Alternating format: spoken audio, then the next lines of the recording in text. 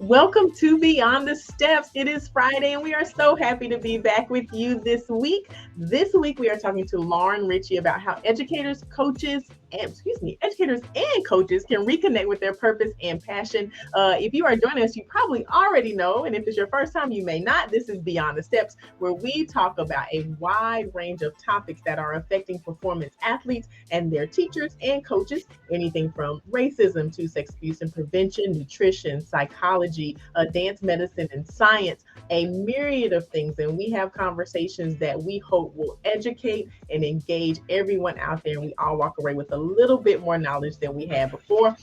Thank you so much for watching. Make sure you drop your questions and comments in the chat, and we cannot wait to get started on this conversation because passion is a buzzword. Everybody's like, oh, my passion, I need to find my purpose, I need to explore. Everybody from my little 5-year-olds all the way up to my fellow teachers. So and we hear that often, and sometimes we're like, I've lost my passion. What does that look like? What does that feel like? And what does it mean to reconnect with that? So Lauren is a professional in this area, and we cannot wait to talk to her. And I would like for Bree to tell you a little bit more about her.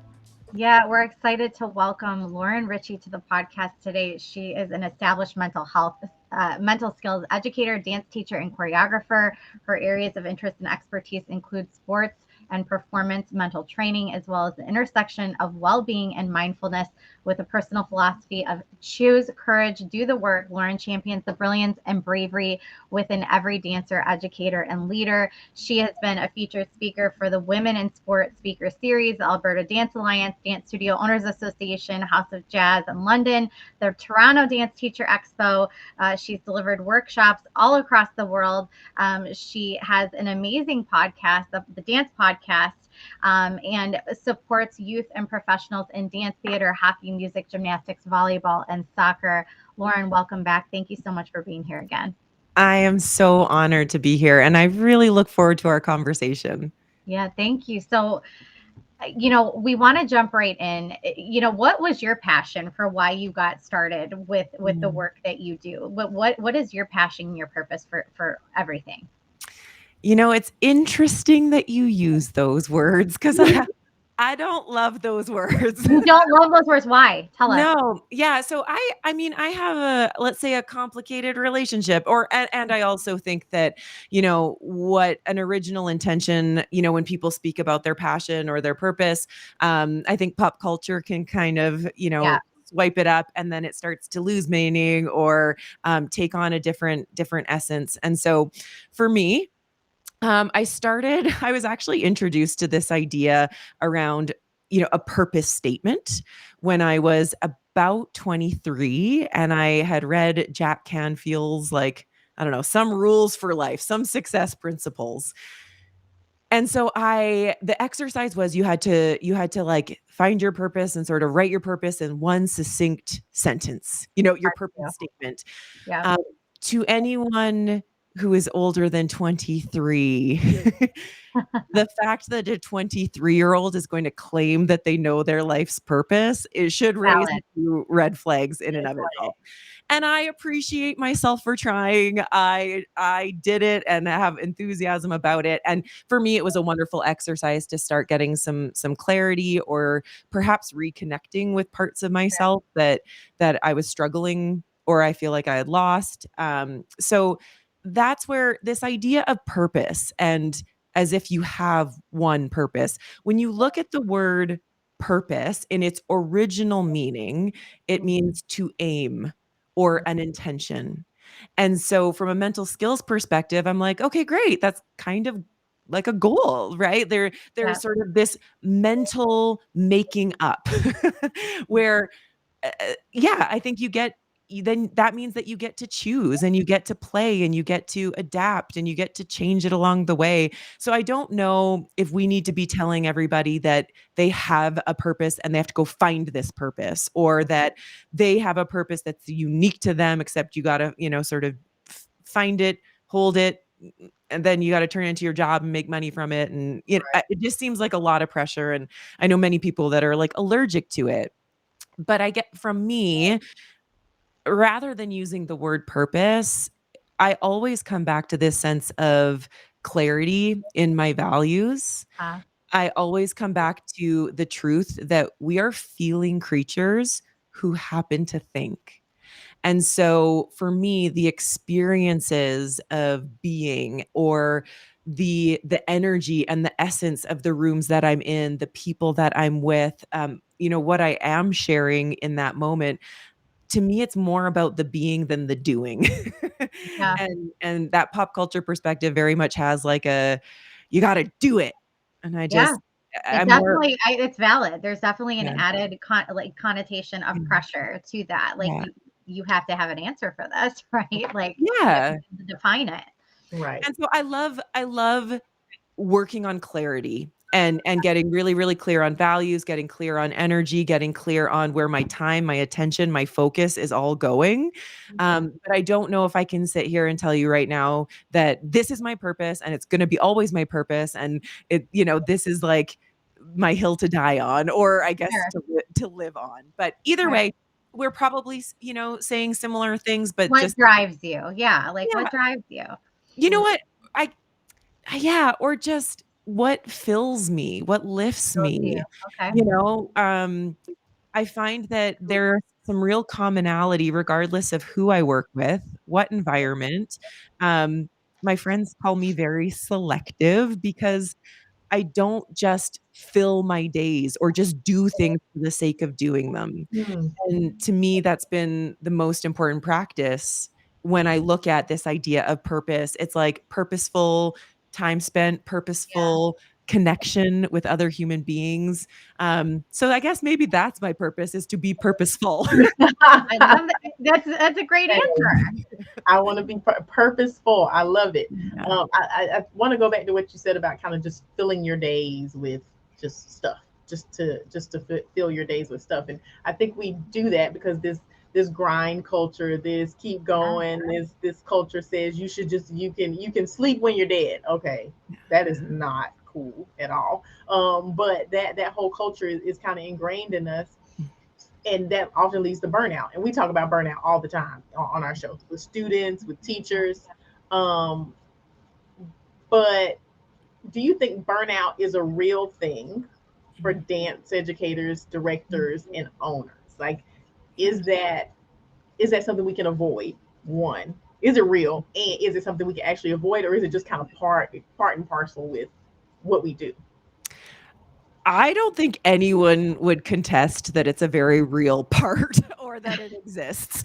Um, the Is there ways to structure your life and your business and the rhythm in which you create to prevent that, or lessen the peaks and the valleys, and sort of like sort of level off some of the pieces? Absolutely. I mean, that is also undeniable.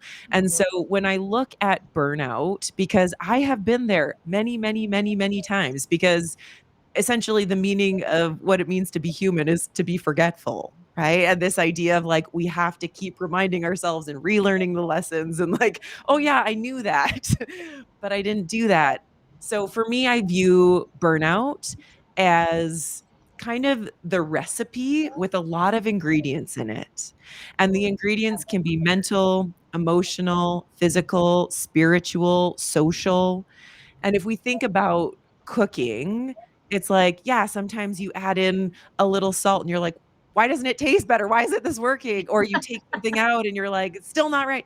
So it's complicated, and it requires us to, one, Yeah. practice some self awareness. I know that I am heading into burnout mode when watching the dance videos. Like, my Instagram feed is pretty like, okay, cool. I know I'm heading into burnout when I'm like, I cannot watch another dance Another. thing.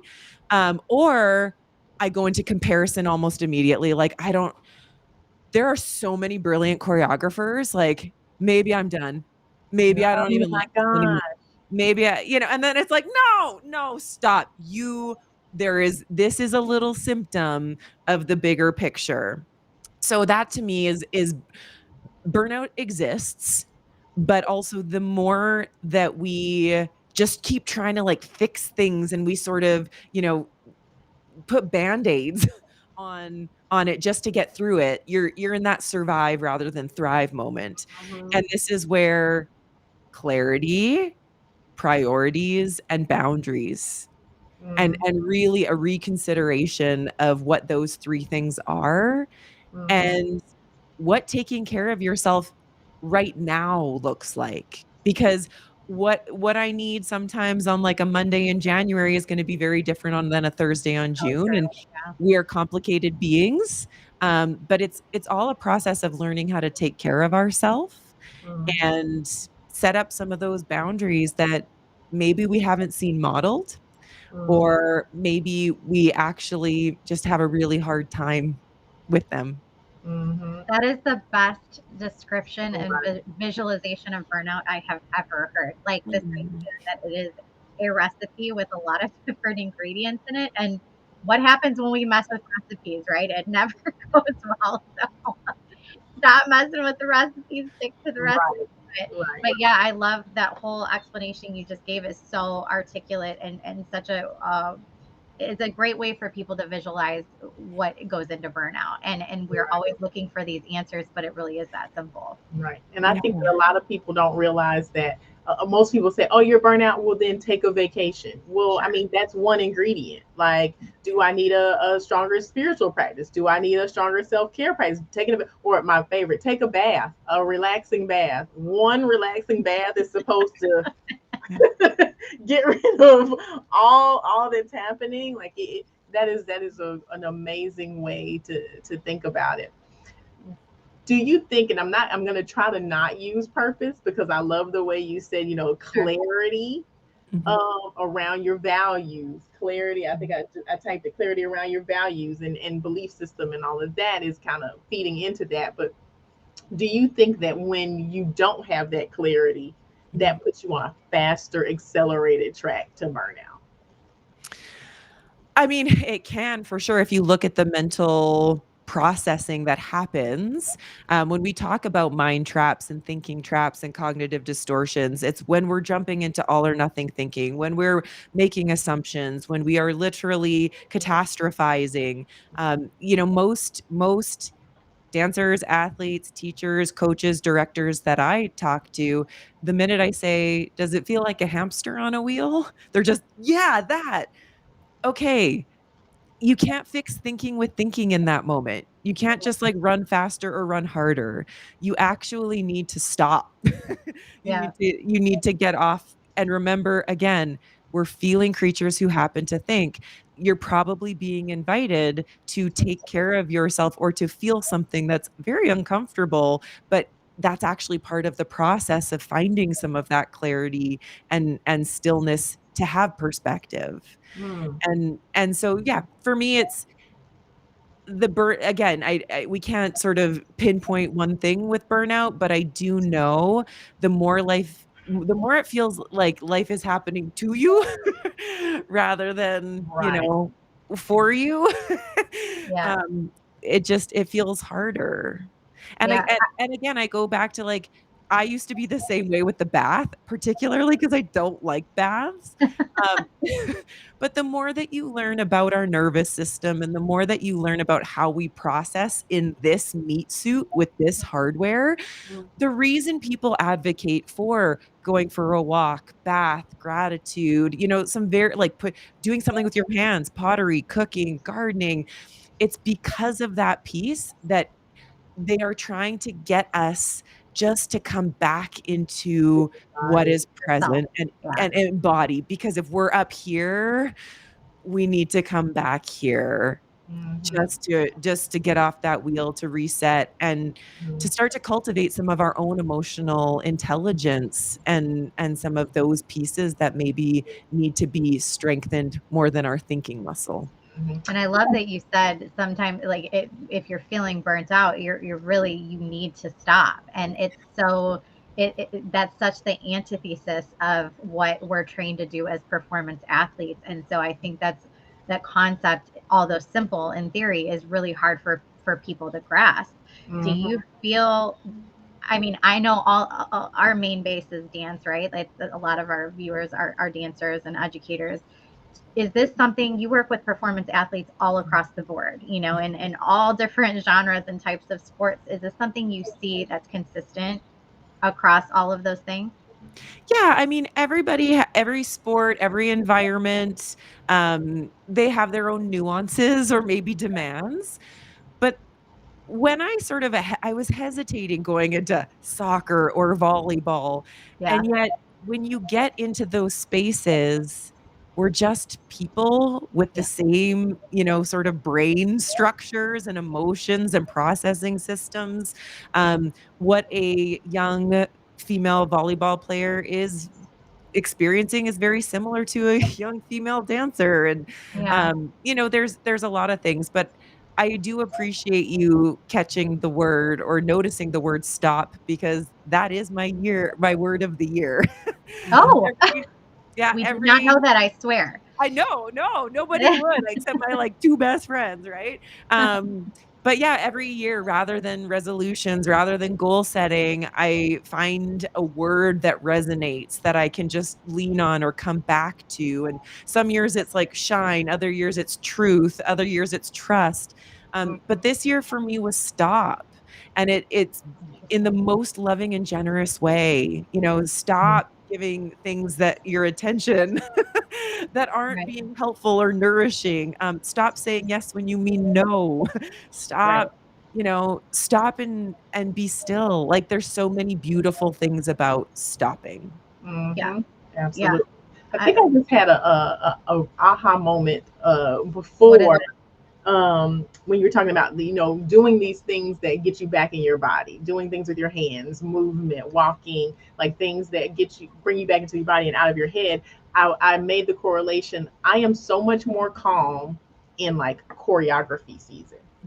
The Ah, summer, July through October-ish, when I'm moving a lot more, when I'm actually physically dancing more because I'm teaching choreography, than when I get into competition season, which is November through forever, November through June-ish, when you're doing more of the talking, speaking, cleaning, correcting feedback, and I'm not moving quite as much. And I'm like, I always thought it was just because you're traveling and you're under this very high pressure situation, but it could actually be because I'm not doing the things that bring me back into my body, and I need to be more intentional during the season about adding things Mhm. that I will bring me back there. I have absolute confidence that this is what it is for you. Because, I mean, when you look at something like even a broad mental health spectrum, most people will tell you before before anything, move. Mm-hmm. Bring movement consistently. When your muscles contract, they release certain endorphins and hormones that like fundamentally change your Mm-hmm. feelingness. So your relationship and your movement is going to be first and foremost on there. I mean, we were meant to move. Mm-hmm. As a human species, we are not supposed to be this static, this isolated, this, disconnected. Um, there's also a piece that I go, yes, you're probably also in your creativity, Mm-hmm. right? Which is just like the practice of presence and the practice of curiosity and creation. And my guess is when you're doing a lot in the studio, you're probably not on a screen as much. You're not reading as many emails. You're not on social media. And so it's just like, again, all of those little ingredients in that recipe make sense to me. yeah. There's the recipe again. It's the best thing ever. I don't know. I mean, you need to brand that. You need to put that Right. together. That Put needs on to a be a shirt.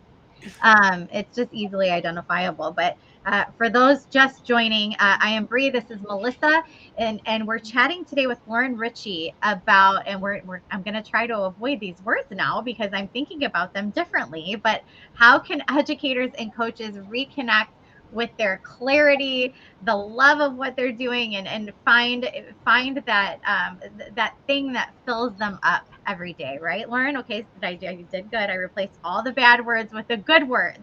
And we want to know, burnout is a very real thing. We just talked about burnout and how what it can do to us on the inside. So now I want to go to, you know, Lauren, this job is tough. You're still doing this job. Melissa, you're still doing this job. We're all very entrenched in the industry in some way, shape, or form. there's a lot of weight put onto studio directors and owners and educators, and it can be exhausting. It can be completely exhausting. What are some of the signs that somebody may have lost sight of that clarity, that thing that fills them up, and kind of lost their way a little bit? Well, I can only speak to my experience because I do believe everybody gets these whispers and these sort of Yeah, hey, pay attention moments in their own way. For some people, it might be getting snappy with those that they love. For others, they might just genuinely just start hating people, right? Like every email that comes in is just like an inconvenience, and it sends you into overwhelm, it's a great right? point. Yeah, So for me, some of the things that, I start to notice with that burnout, I think I can actually feel things like comparison start to creep up more because you start looking around like, how is everybody else doing this? yeah, Um, I I've read the email inboxes of directors. I know what they're having to process. There's like so many emotions and sure. feelings and Yeah, tones. So I mean, how could you not get overwhelmed with some of it, right? So feelings of overwhelm, feelings of maybe avoidance, like you're starting just to like, and I'm not saying we tend to avoid the wrong things, right? Like we tend to avoid exercising where it's like, yeah, okay, let's be really purposeful and clear of what is going to fill us up and what we need to, take space from. But yeah, I mean, there's an exhaustion. That's the yeah. only way that I can say it. There's a Would you say, relentlessness. yeah, would you say it's like a level of annoyance with day-to-day things that shouldn't, like, typically wouldn't be such a burden to you? Like when you start feeling that annoyance and that Um, aggravation and agitation creep in, is that something to really look for? It can be annoyance. We also know that procrastination is a self-regulation, like coping strategy. It's not laziness. It's actually you trying to regulate and manage some of that. So this is where I say everyone has their own thing. Maybe you find yourself online shopping more. Maybe you find yourself binging. We all have our things, Yeah, right? And, what's interesting is sometimes our partners and our friends and our family can see it before we can I would because agree with that. we're just starting to go into a little bit of that, like, coping zone. Yeah. Mhm. Yeah. So do you think that your body starts coping with the burnout before you realize that it's burnout? Yeah, probably. Yeah. Mhm. Yeah. Okay. Yeah. I would love to think that we're just all on top of it and have such self-awareness that, we can like correct it immediately. But that is why we have to do the practice of self-awareness. That is why we're invited to meditate, to Yeah. journal, to stare out a window and not do anything and just notice what comes up. There's a reason why. And it's because just because you get older, like self-awareness has nothing to do with age. Mhm. Oh. It is a skill. Yeah. And it is a skill that we have to prioritize and practice in order to be able to catch ourselves a little more quickly on that. Or, I can say with confidence after doing it for 20 years, it's like I can catch myself much more quickly and speak much more kindly to myself Mhm. rather than shame and berate myself because I'm just not doing what I should be, or like I did this last week and what's my problem now. And so that practice of self-compassion is actually fundamental in resilience and being able to navigate hard moments, hard emotions, and hard things. We Mhm. just talked to Ashley Mowry about self-compassion today. Like we just had that conversation. So it is great timing that you mentioned that. You know, so many of us get into not just this industry, but when you're talking about performance athletes and being an educator, it's that love for what we do that kind of drove us down that path, right? It's something that, as you said, it fills us up, right? So, but it can be really hard when it's also your livelihood, right? You almost feel like you have to deal with a certain amount of things happening because your financial stability relies on this thing that you love. So it goes from being that thing that you love to more of a chore and more of a burden, right? So what is your advice for people that are struggling with balancing those two things? Yeah, I think a couple things are true in that statement. I mean, one, absolutely, dance filled us up. It was what we loved, and sometimes the start of our teaching is that we want to share that, right? Yeah. But Yeah. what we can miss sometimes in that transition is absolutely, we get to share our love and our enthusiasm and our passion for it, but that in and of itself is not the craft of education and teaching, right? So Yeah. it will create the energy and the vibe, and we hope that your spirit and enthusiasm will, raise the vibration in the room, but you have to learn the art and the craft of teaching Mm-hmm. because that is going to be what actually gives them the tools and the skills and all Sure. of that. We also tend to miss that if you choose to make this thing your career, you now also have to consider yourself a business. Right. And this is where I think even in prior generations we can look really clearly and go, "Oh, good dancers who love to dance opened a studio." Mm-hmm. Great. But what I learned back in my one of my many careers, I was in marketing for 5 years. Um, I learned that whether it is a restaurant, a yoga studio, a dance studio, a bike shop, like you name it, a business is a business, is a Sure. business is a business. And so this is where we can, be resentful and like, I don't want to be a business. Uh, but you are. Right. So it's like you don't have to agree or like it, but you do have to accept it if you want to make this thing your actual financial Yeah. stability. Mm-hmm. And if you don't want to do that, that's okay, but it will mean that you are going to need to get another job or balance out a couple different, versions of that so you're not putting all your pressure on this little part of your life. So for many years, I was working, at desk jobs and then running to the studio at night, or I was in school and whatever else many people have. But there's sort of just some realities and truths that it's not just about how much we love dance.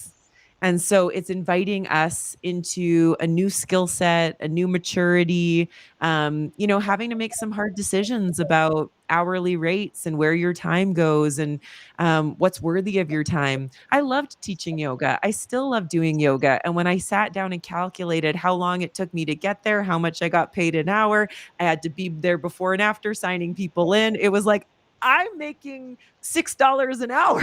Right. And Right. it's like, I love this. And you know what? This gets to be the secondary or, something that I come back to later because some of it is just the dollars and the cents of it. Do Right. you feel that once you accept, you come to that place of acceptance that it eases the burden of all of it? Like if you come to an acceptance that I am a business and I have to figure out how to work around this, and this is part of what I'm doing because Yeah. this is my choice and this is what I love to do and what I want to do with my life. It fills me up, right? Like, do you think that eases it for people if they can I, come to that place of acceptance? it's acceptance and willingness to learn new skills far outside of dance. Mm-hmm. Absolutely. Right? It's like Absolutely. you're just there's elements. It's like you gotta pay your taxes. So every year I'm like, I don't want to do this. I don't like this is horrible. And like I'm in my Excel spreadsheets. I'm like, I don't like Excel spreadsheets. Okay, fine. But you know what? We've got to do those little bits because we have the best job in the world. Yeah. And Mm-hmm. so all of those hours and all of those relationships that we're building and all of the young hearts and minds that are growing in our spaces, and we have the privilege of getting to experience that.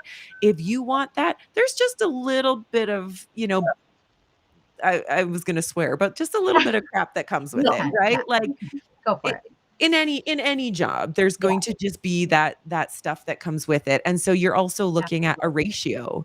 I mean, I made a lot of money sitting in a desk doing, marketing for other people and communication plans and, full PR, all the things. And I literally called my husband crying because I felt like my soul was dying. Yeah. Yep. It was just like, okay, well, what do you want to do about this? And it was like, okay, I'm willing to take some of the uncertainty. I'm willing to step into some of these uncomfortable skills, because the other stuff is so rewarding, and Mhm. it gives me so it just like fills me up. It gives me, when I look at, again, being very purposeful about who gets my time, what are the conversations I'm having? When people look at like, I work a lot with sort of the 18 to 23-year-olds who are like, is this a career? Is this Yeah. like, what is this? Um, Even in university process, because it's not always easy to be like, what box do I check? What program do I do?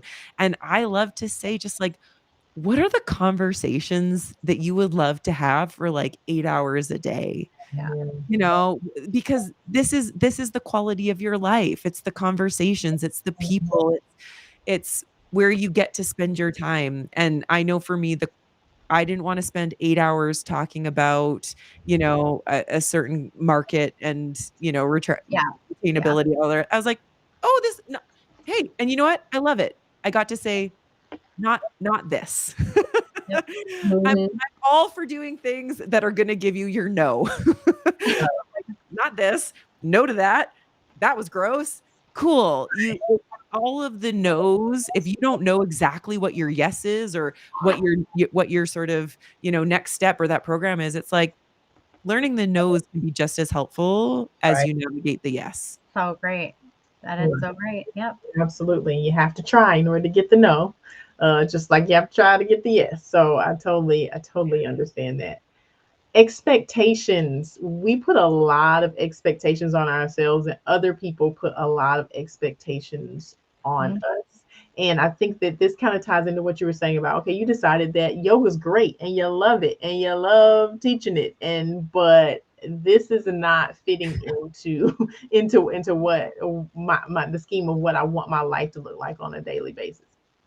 So how do you kind of stop expecting yourself to do the yoga and the dance teacher and work the marketing job and be super mom and be amazing wife and go feed the homeless every week and sweep the back porch, and like how do you stop piling on the expectations without the guilt, I guess, that Mhm. comes along with saying, okay, my yoga students now don't have a yoga teacher or my soloists can't do their private lesson this week. Like how do you do that?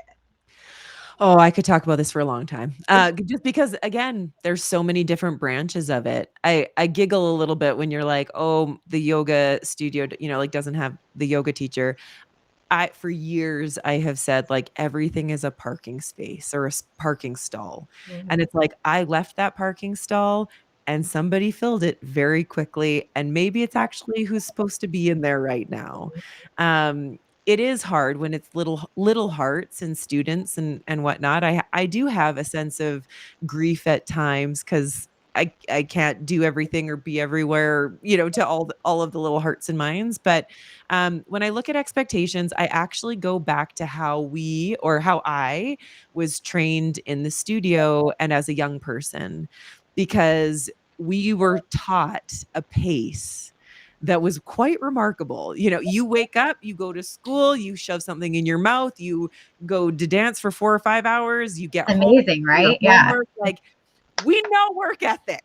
We know, like, we know how to, in this, I'm not saying this with a lot of like, celebration, but we know how to override the system of what the body or the brain needs just to get the work done. Yeah. Mhm. Um, the research and science actually shows that, girls and females in particular get this from a young age, Mhm. that the sort of messages and these expectations. And when we look at some of the societal ones, it's like, who do I need to be to fit in or to be liked? How do I need to act or behave in order to be accepted? And what they find is that one of the hardest things for girls to do as young adults is to start to realize that not everything gets 100%, nor Mhm. things don't need 100%. So when they looked at girls in academia, it was like putting 100% into social, into math, into art, into, like, all the things. And some of the psychologists, really guiding them to say, you're pretty good at social. Hey, do you think you could like release the gas pedal just a bit, coast a little bit and still be good enough, okay? And it was just like but Right. we over rotated so much into the perfectionism of it all, or the chasing of perfectionism, that Yeah. we're just operating from fear at this point. Mhm. So when I look at expectations, um, again, let's get so clear with what expectations do I want of myself, or do I have? When you said other people's expectations, I immediate was like, that ah, that's you take your little backpack of expectations and you own that, because that's yours. You can, Right. hold that. And I get it. It's complicated. We are in a position of professionalism. There's absolutely Yeah. expectations and roles and responsibilities, but I think it's the art and the craft of learning when to sort of hit the gas pedal in what area, and then when you actually get to coast, or just like let things soften for a little bit. Mhm. um, so yeah, that's been a little bit of me. I had to be okay with letting people down, Mm. and that's hard for me. And I still, like I said, have a sense of grief when I know that I couldn't be there for someone in the way that they wanted me to. And also through, a solid couple of decades of always being there for other people, I realized that doesn't work for me. Right. So it's a little bit of I slow down. You come back to some just like personal reflection, and you start to dig a little bit deeper, as into, also I feel like sometimes people put unfair expectations on us, and I'm somebody who internalizes everything, like I'm like, okay, I got to figure that out. And I look back at a couple times, I'm like, no, no, that was yours. Yeah. That was not me. Yeah. Yeah, but I mean, it's definitely a learning process. Yeah, absolutely. If you are just now joining us, we are talking to Lauren Ritchie about how educators and coaches can reconnect with their purpose and passion. However, we are eliminating those words from the show. And No. we're going to say how they can find clarity, how Mm, they can find clarity around what it is that fills them up, and what it is that they feel like their life should look like on a daily basis. So this is Beyond the Steps. You can catch this episode from the very beginning on YouTube at Apollo Performance or at TP Dance Creations, as well as all our other episodes. If you are watching us now, call somebody, text somebody, ping somebody, DM somebody, and say, you have to see this. You have to hear this. This is absolutely amazing. There's a lot of show ahead of us. So please continue to watch and drop your comments, because we want to know what you think. Three reasons, mm, Lauren, three reasons, your top three reasons that you think that connecting with this clarity, or finding this clarity, and I'm gonna say building your day-to-day life around it, is mm, so important as an educator or coach. mm. Three reasons why it's important, or sorry, three reasons how to, like, did I Oh, hear that right? I would love how to do it. That would be great. Yes, that would be. We would love for you to tell us the answer. Yes, I would like the how. Yes. Yeah, I mean, so I guess this is where I come back, and I've sort of said it earlier, but this is the quality of your life. This is the experience of your life.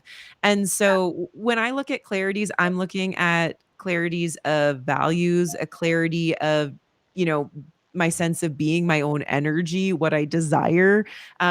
So yeah, I mean, I do it through meditation and breath work. Mm. I want to like do a big asterisk right now though, because even that people are like, just, you know, I can understand that you're like, oh, I can't sit, or I don't have the time. And what we know to be true is that if you take the time, you are so much more efficient and clear and productive rather than It's busy, true. right? Yeah. So, whether it's literally, sometimes I just do it in bed before I put my feet on the floor. I get really purposeful about like how I'm breathing, how I want to move throughout the day, or that kind of energy I want to bring. I am a fairly consistent journaler. That being said, I have years and years and years of journals that are essentially keeping track of all my shortcomings and all the ways that I'm failing.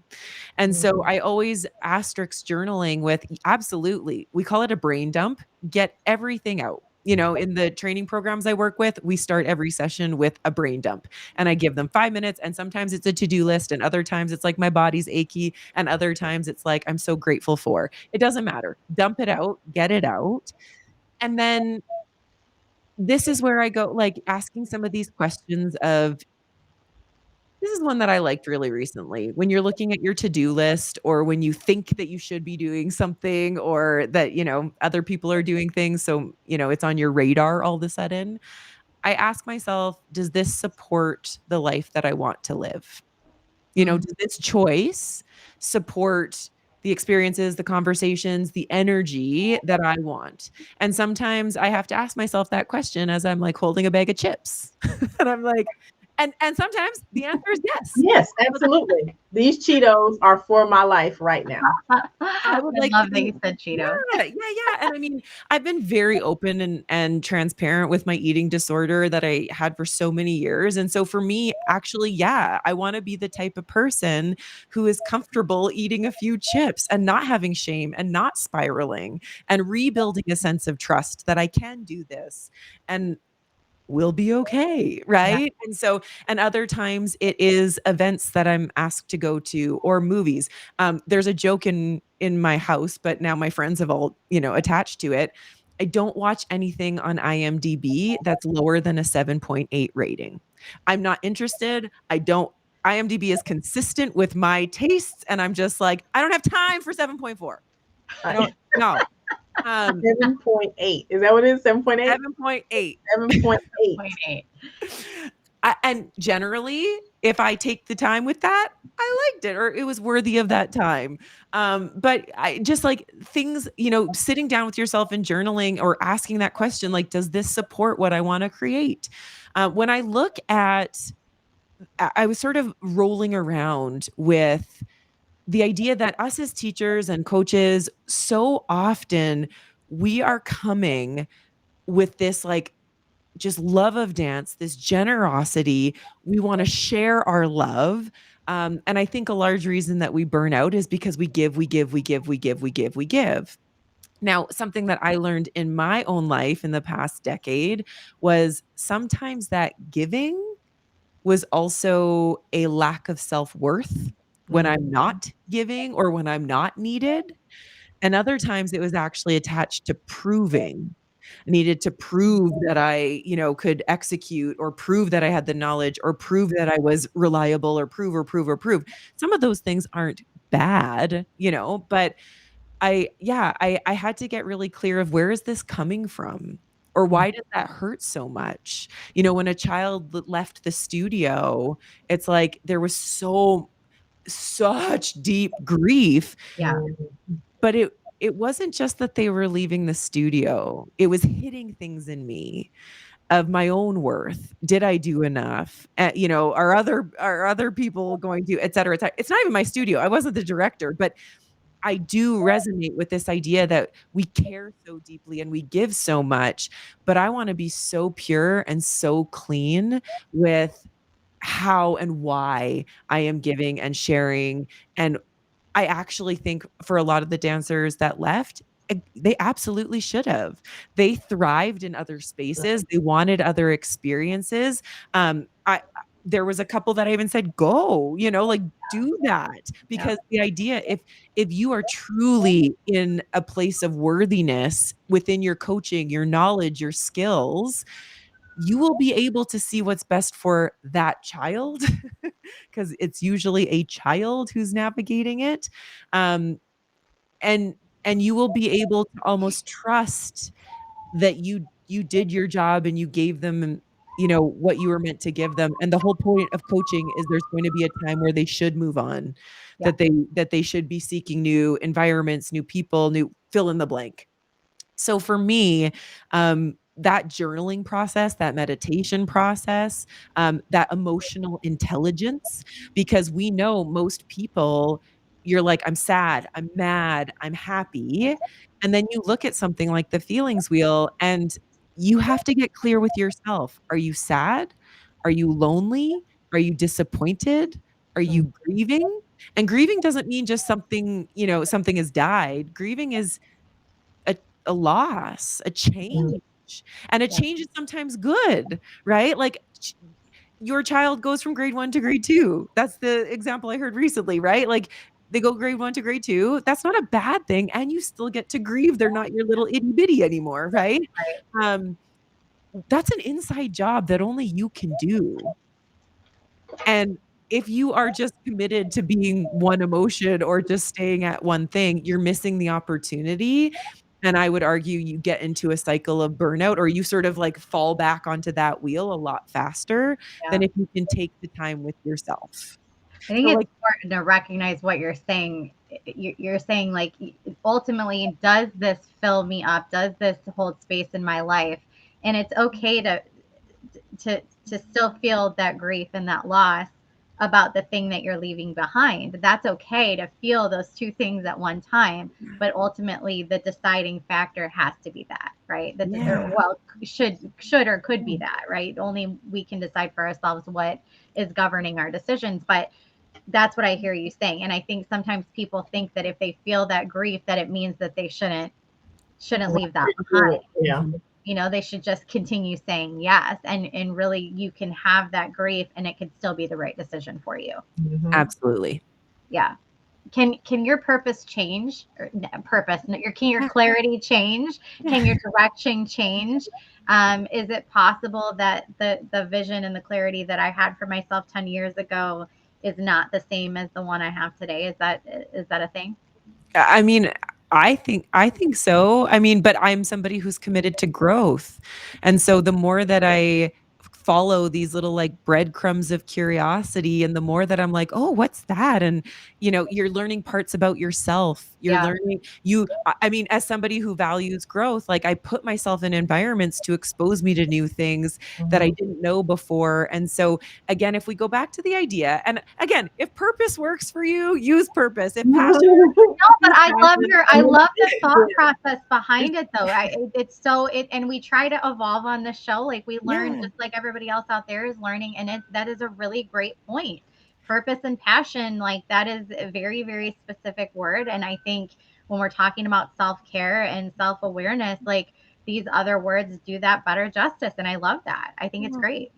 So yeah, I think if we go back to the idea that purpose is intention and that purpose can often offer an aim, um, then yeah, that the beauty of that is that we get to point our flashlight in any sort of direction and go on a scavenger hunt of curiosity. And I mean, I would hope that you find new parts of yourself and new things to explore and new people to surround yourself with when you're 30, 40, 50. I mean, my dad picked up spin at like 68 years old, and I couldn't be more proud of him because he didn't have to do that, right? But he's like, "Oh, I like this." And so I think that when I come down when I come back to some of these pieces, that no matter where I am or who I'm with or what I'm talking about, there tends to be just like a golden thread that is pulled throughout them. I am somebody who deeply values connection, Mhm. and I love to be in spaces that offer true connection. Yeah. So whatever I do, there's a good chance that that's sort of like a golden thread that follows me. Um, I would say that that idea of growth and curiosity for me, I'm like, I don't know what that is, but I'm gonna try it, and just sort of see what comes from it. It's a way that I think it's a lens in which I look through things, and I think it's a way in which I move through the world.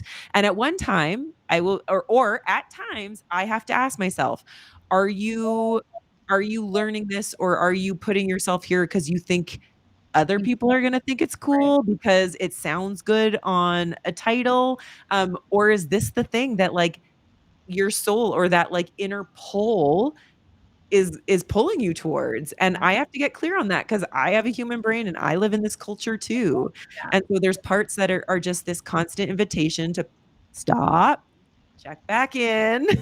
Mm-hmm. and yeah, I think the beauty is that we get to grow and change and redirect and play. Yeah. Mm-hmm. Thank you so much. For those just joining, it's not too late. You can watch this episode and all of our episodes on Facebook, Instagram, and YouTube, Apollo Performance and TP Dance Creations. You can get the episodes emailed to you. We're chatting today with Lauren Ritchie about how educators and coaches can reconnect with their clarity and their intention for the things that are lifting them up and the directions they're choosing to go in their life, right? So, Lauren, we do homework. This is something that we do every single episode, one actionable item that our guests can practice and put into practice between now and our next episode to really see some changes, positive changes in their own life. Mm-hmm. I think I have two things from our conversation. Yeah. The first one would be to stop. You know, pull out a stop button and use it. Use it in the middle of your scrolling, use it in the middle of a conversation, use it in whatever it is, but like, actually exercising that and getting clear on that. And then the second one would be this week, get embodied. Whether it's just stretching with the dancers rather than calling it out, whether it is, if you don't walk, go for a walk without technology, without Yeah. people in your ear. There's so many ways to physically move, and because we are dancers, I feel like we have so many modalities available to us, which is a beautiful thing. Yeah. But particularly in this lovely competition season, stop and Mm-hmm. get moving. Those are like two opposite things, but they actually work so well together. I love it. Love it.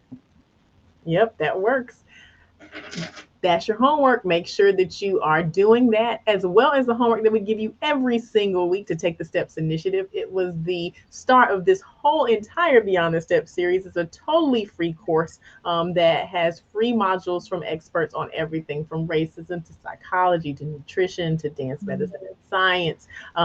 All a myriad of things that you can find, and it's free, the best price ever, free. So Bree is gonna pop that up on the screen for you to know where you can find that. Lauren, where can people find you? Because I know that you work with studios and coaches and teams, and where can people get in touch with you? The easiest is my website, withlauren.ca. Canada. But I do a ton of, like you said, ton of virtual, ton of workshops. It's one of my favorite things to do, to be in person and just to connect over any medium. And then my Instagram is Lauren_M_Ritchie. And that's RITCHIE. But those are probably the two best spaces. I use my Instagram for a combination of, mental skills education, stories, practices, exercises, observations. I try and just share as much as I can there in a way that will hopefully be helpful. Mm-hmm. I'm sure you have great information. You really do. I mean, it's just a wealth of information. So I encourage everybody to check it out. And then you have resources that you wanted to share with our guests today, right? Yeah.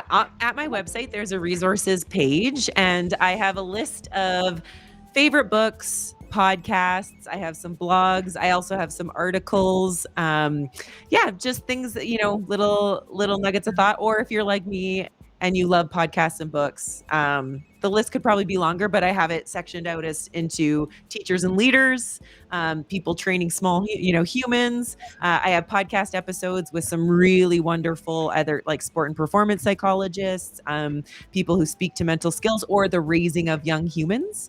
I love some listening to even parenting podcasts, but it's so applicable to how we are modeling and helping contribute to the raising of the next generation. Thank you so much, Lauren, for all of your insight and just how thought-provoking you've been in this conversation. It's very refreshing. So thank you very much for being here and sharing it with all of us. Thank you for having me. Deeply grateful. We're anytime you want to come back, we're going to have you back. But and we know you're very busy, but check Lauren out, go to her website, listen to the podcast. Again, wealth of information. This has been another fantastic episode of Beyond the Steps. I hope you all are walking away with something that can make a difference in your life. We are turning Beyond the Steps into a podcast that is coming this summer. We've been saying it for a while. We're actually doing it now. Thank you, Melissa, for doing this work with me every single week. We have a lot of fun on the show, and we're learning so much and growing so much in our own lives. And we just love our Friday episodes. So next week, we are going to be chatting with Ashley Mowry about self-compassion and how it can help you and your dancers just with overall performance and mental health. So we hope you join us for that. You have your homework from Lauren this week and some resources to check out. So we hope you do that homework, invest in it, take the time, and take that STEPS initiative course.